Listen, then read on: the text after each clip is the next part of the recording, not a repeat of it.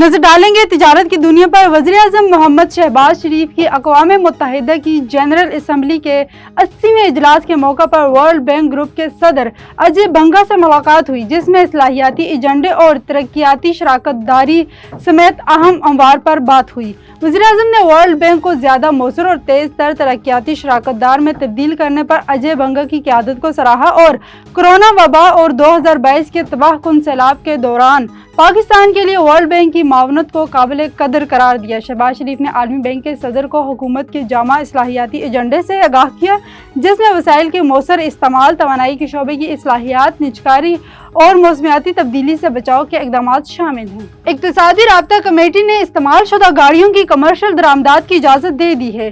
ICC इलामी के मुताबिक वज़ीर ख़जाना की ज़ेर सदारत इक़्तिसादी राब्ता कमेटी का वर्चुअली इजलास हुआ, जिसमें इस्तेमाल शुदा गाड़ियों की कमर्शियल दरामदात की इजाज़त के हवाले से मुख्तलिफ उमूर पर तबादला ख्याल किया गया।